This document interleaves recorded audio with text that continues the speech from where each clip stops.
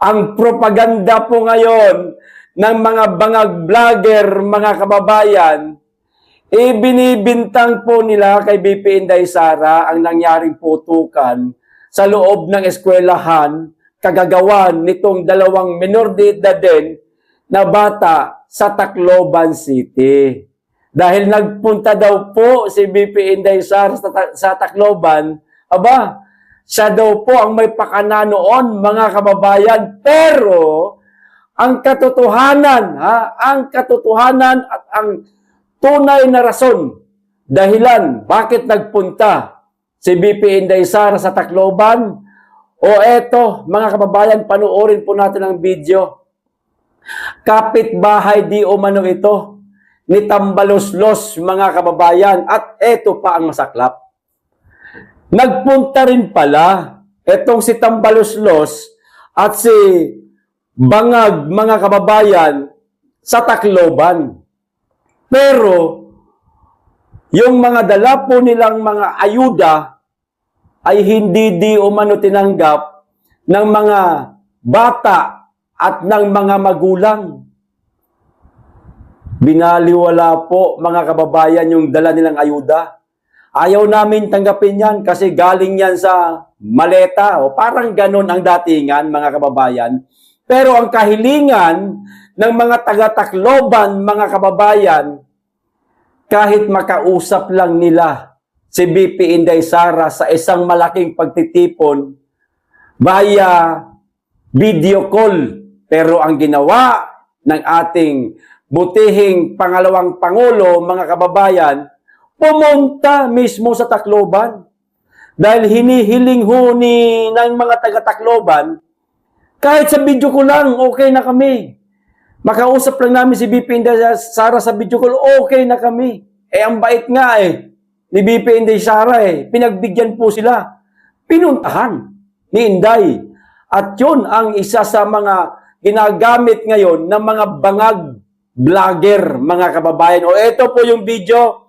Panoorin po natin ang buong paliwanag nitong kapitbahay mismo ni Tambaloslos, mga kababayan, na siya ang naglakas loob na kakalaban kay Tambaloslos sa 2028 sa lugar ng Tacloban, mga kababayan. Ito na po yung video, panoorin na po natin. Alam nyo ba, nagbigay doon ng tulong si former Speaker Romualdez, si Bongbong, hindi tinatanggap ng mga parents ng mga bata. At humiling sila na kahit sa by phone makausap si BP Sara. Yung ating butihing Vice President, pumunta doon mismo. Pumunta, anong pizza yung kahapon, nandoon si BP Sara. Tapos babatikusin nila na bakit daw nandoon si BP Sara, hindi naman sa taga roon. Bakit nila babatikusin? Ano ba yung Tacloban? Ano ba yung Region 8? Kailan ba nahiwalay sa Pilipinas? Nakakalungkot kasi nung time na yun, mayroong nag-impo sa akin, members ng organization din namin sa Crime Watch, na ang isa sa mga kinakasama ng loob ng ating mga kababayan sa late, yung mabagal yung responde ng PNP. Isa yun. Kasi during incident, ilang kilometers lang yung layo agwat ng police station ng PNP. 1 kilometers na. 1 kilometer lang. 1 kilometer. Ang lapit. More or less, umabot ng mahigit 2 hours yung responde nila. Kaya in fairness po doon sa mga barangay, official, at saka doon sa mga ibang mga civilian natin na mga community doon sa lugar, sila pa mismo ang humabol at sila pa mismo yung nakahuli doon sa mga bata na gumawa ng krimen. Kaya nanawagan din ho tayo sa law enforcement, especially sa Region 8 at sa Kamkrame, na bakit pag may mga insidenteng ganyan, bakit ang tagal ng response ng ating kapulisan? At remember, bakit ngayon nangyayari to sa panahon ni Secretary Angara? Bakit nung panahon ni BP Sara, napakaayos ng ating kagawaran ng edukasyon, especially ang DepEd. At inuugnay na naman nila na itong nangyayari ngayon, ay ito raw ay may kaugnayan sa Duterte. Alam naman natin na pinopolitika nila. At doon din sa ibang mga vlogger, na naiinis ako doon. Kasi yung mga sinasabi nila, na nabalitaan nyo ba na Bakit daw pumunta si BP Sara doon? Hindi naman daw siya taga Tacloban. Bakit yung Tacloban? Nabili na ba ng mga Romualdez? Di ba? Mga magulang na request. Oh, di ba? Oh, yes. At Tumafoon ko lang. At saka, alam nyo ba, nagbigay doon ng tulong si former Speaker Romualdez at si Bongbong, hindi tinatanggap ng mga parents, ng mga bata. At humiling sila na kahit sa by phone makausap si BP Sara.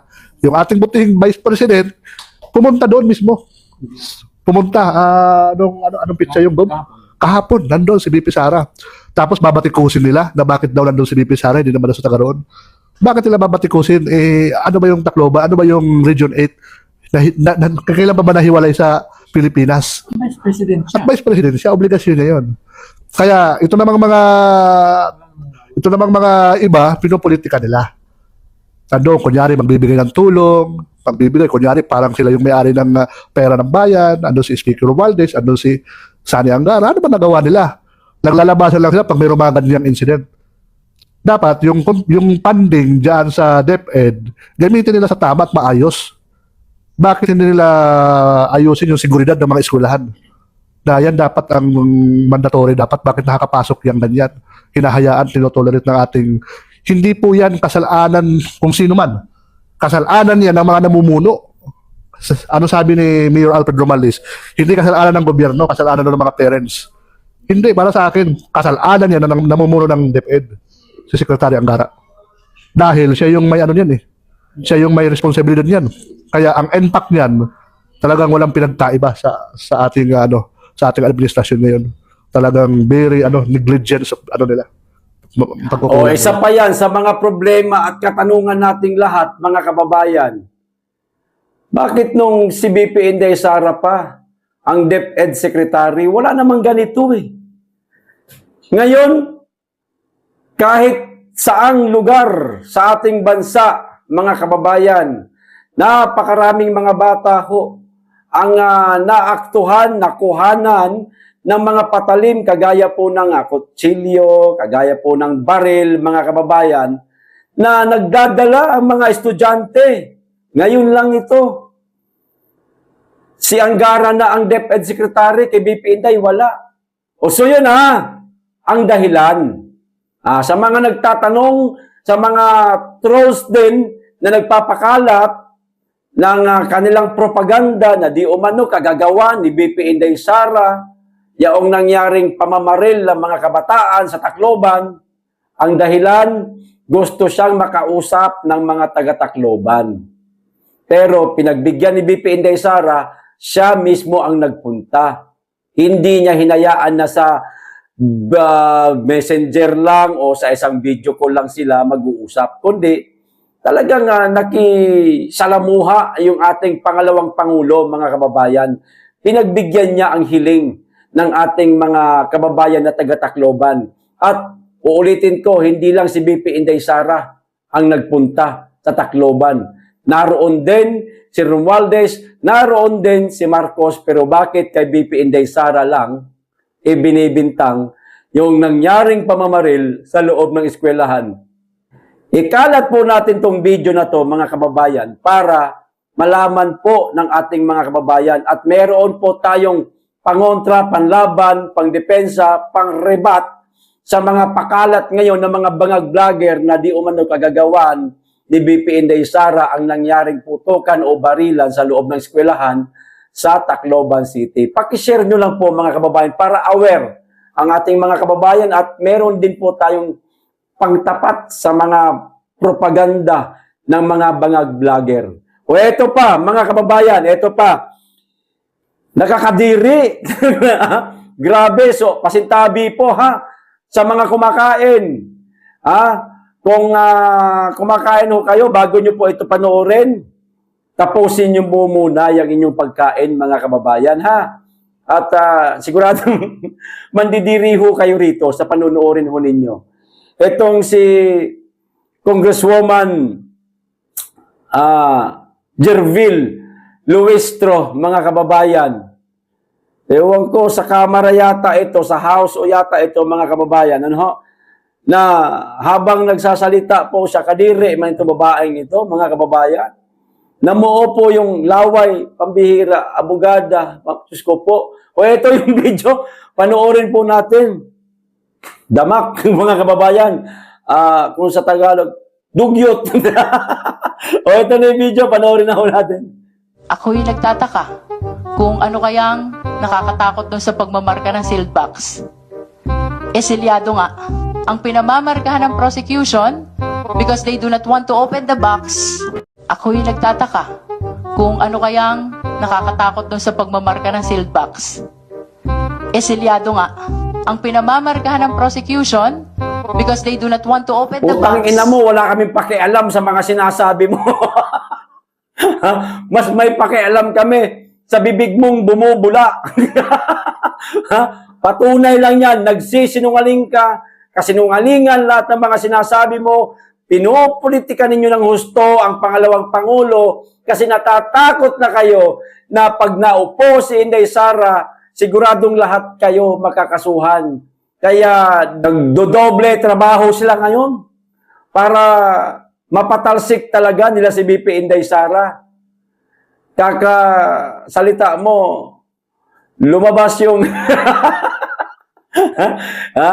yung panis mong laway. Nakakadiri ka, te. Putaragis, abogada ka pa naman.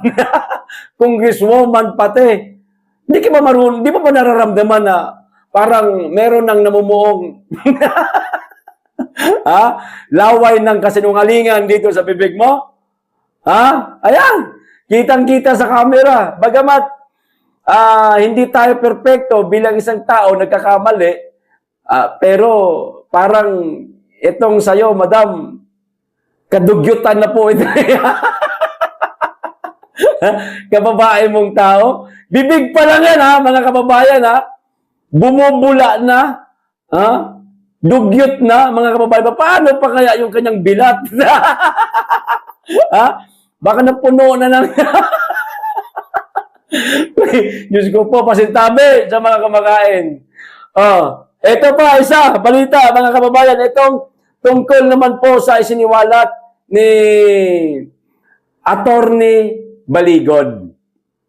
Abogado ng mga matatapang na mga dating sundalo na naglalahad po ng katotohanan. Ito di umanong si Antonio Trililing mga kababayan, itong tumakbong, Diyos ko po, Senador Talo, tumakbo ng Mayor Talo din, anak ng Tocha. Baka sunod yan, kahit tumakbo ka pa ng barangay captain sa lugar nyo, Trillanes, talo ka pa rin. Kaya, eto, mga kababayan, patunay na itong si Trillanes, mga kababayan, sangkot sa Maletagang. Ito ang sinabi at ibinunyag ni Attorney Baligod. Basahin ko Attorney Baligod kay Trillanes, bakit kailangan niyong offeran ng 10 million ang Brave 18? Sige nga, mga kababayan, analisahin nga po natin bakit siya magbibigay o magbabayad, manunuhol ng 10 milyon kada isang tao Ilan ba? Hindi lang po ito 18 ngayon Nadagdagan pa po ng 3 ngayon yan, di ba? O sabi natin 18 na lang. 10 million kada isa di umano ang ibibigay o isusuhol o offer nitong si Trillanes para manahimik lang. O ito ang tanong ni Attorney Baligod. Legal counsel ng 18 dating sundalo matapos ang pahayag ni dating Senator Antonio Trillanes IV na naniniwala siyang may isa sa 18 dating bagmen o bodyguards ni dating Ako Bicol Party List Representative Saldico ang babaliktad o aamin na gawa-gawa lamang ang mga aligasyon kaugnay ng umano'y maleta ng pera mula sa flood control project. Ayan Sa isang social media post, kinuwestiyon ni Baligod ang pahayag ni Trillanes at ibinahagi ang screenshot ng umano'y mensahe na nag-aalok ng pera kapalit ng pag-atras ng kaso at pananahimik. Yari ka, Trillanes! Ha? Trillanes, nanuhol mga kababayan sa 18 Marines para manahimik. O, kita nyo na? Meron silang nakuhang screenshot, mga kababayan, mensahe di umano ni Trillanes sa dating mga ex-Marines o mga ex-Marines, na nag-o-offer. Grabe, para iatras ang kaso at higit sa lahat, manahimik na lamang. Kaso may mga prinsipyo ito, Trillanes Mapupuruhan kayo rito. Kung hindi man ngayon, dahil nakadikit ka sa isa sa pinakamakapangyarihan sa bansa, pagtapos, pagbaba, lahat kayo makukulong. Sigurado yan. Ito pa, huli. Ito ba sinasabi mo, Trill? Bakit kailangan ninyo oferan ng 10 million ang bawat isa sa Brave 18 para itago ninyo ang katotohanan? Lausi kayo talaga.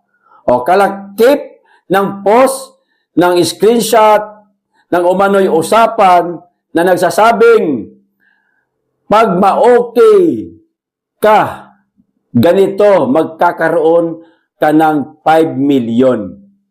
Sabi daw yan ni Trillanes, iatras ang kaso. Ayan, 5 million kabok. Meron ako 5 million. Tulungan tayo, Bok. Magkaroon ka at magkaroon din ako. Aba matindi. Nangungumisyon ang putang inang trililing ito, mga kababayan. Kung magkakaroon di umano ng 5 million, yung lahat ng mga 18 Marines, magkakaroon din daw po siya, mga kababayan. Nangungumisyon nga. Siya itong, kumbaga, lumalabas na negotiator, sa mga bangag. Kilala na po ninyo kung sino yung mga bangag na tinutukoy ko. Marami po yan sila. At dito sa 18 Marines, siya yung tagapamagitan. Kakausapin niya lang yung Marines at pagka pumayag, kunin niya yung pera dito sa mga bangag, ibibigyan niya ron. Meron din siyang tariya. Meron din siyang, kumbaga, tawag dito, komisyon. O, mga kababayan. Mantakin po ninyo, mga kababayan, tinatawag niya pang Bok. Kasi yan po ang tawagan ng ng mga PMAyer, mga sundalo. Yan po ang tawagan nila, Bok. Nakasulat din sa naturang mensahe at ang importante sa lahat, mawala ang kaso mo. Kaso mo din. Manahimik ka lang, Bok. Kita nyo na ang mga pang-uuto ni Trillanes, mga kababayan. Kaya sa mga 18 Marines, mga sir, hinangaan kayo ng maraming Pilipino. Bumilib kami sa tapang nyo. Saludo po kami sa inyong katapangan, mga sir. Sana wag po kayong masilaw sa 5 million o 10 million man na ibibigay di umano sa inyo.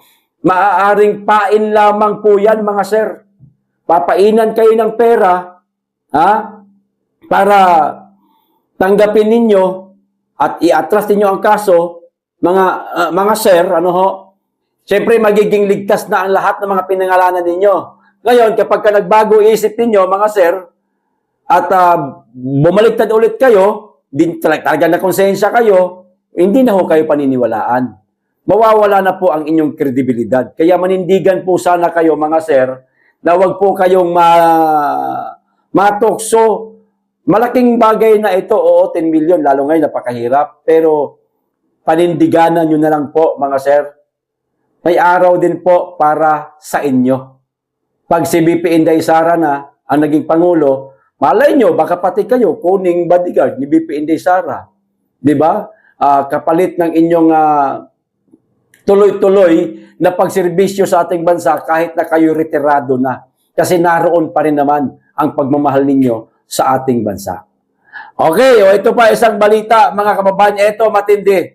Grabe, nagtataka talaga ako.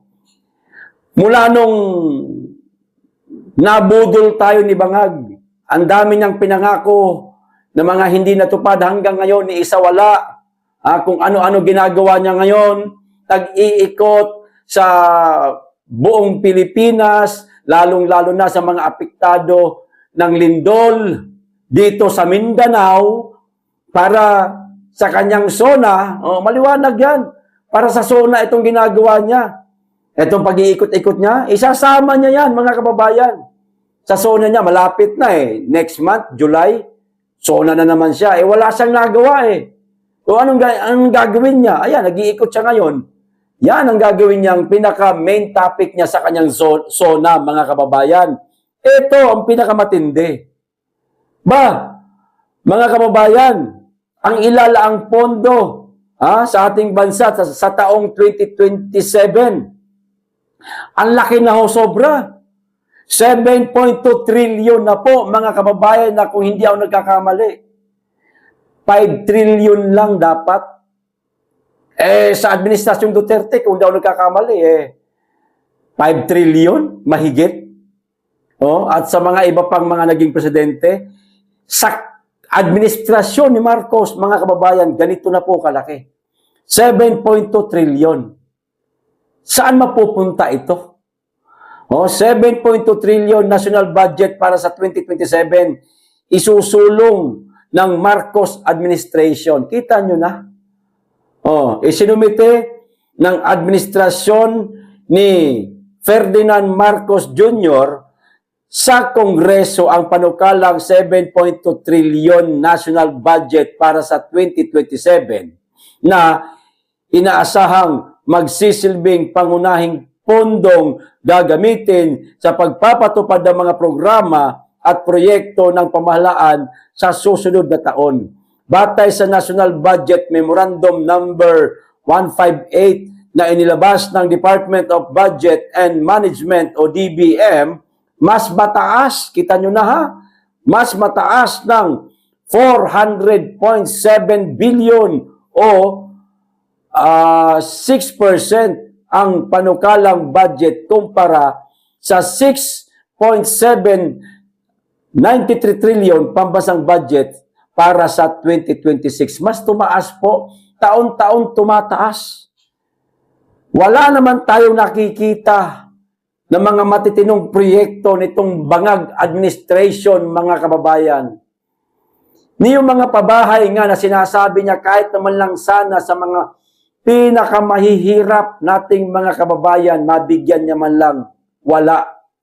Simpleng pagpapababa ng presyo ng bigas, wala. Ang ating mga manggagawa hindi po nagtataas ng sweldo. Nananatili pa rin po, mga kababayan, ang tinatawag nila na provincial rate, na ganun din naman. Ang presyo ng halimbawa, isang boteng tubig na nabibili natin sa NCR, halimbawa, pagpalagay natin 30 pesos, halimbawa lang dito ganun din naman ang presyo Anong pinagkaiba sa bilihin sa NCR at sa mga probinsya gaya ng sa Mindanao at sa Visayas?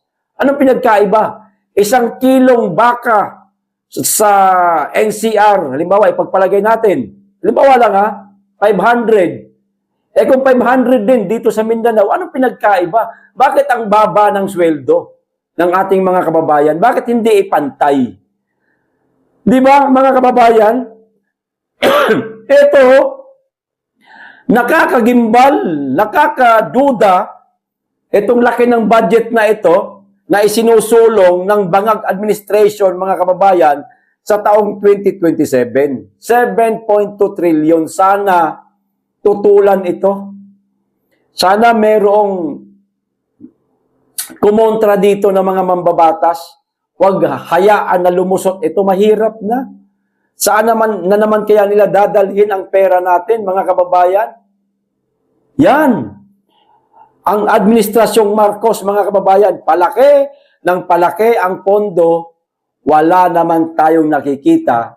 Kasi pagka sinabi mong Marcos, sabi nga ng iba, tatak magnanakaw.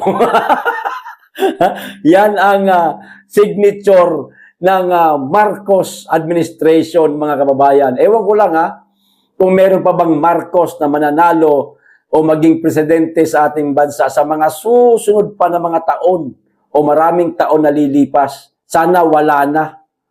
Madala na po tayo, mga kababayan, sa apelyedong Marcos. Huwag na po nating iboboto yung mga animal na yan.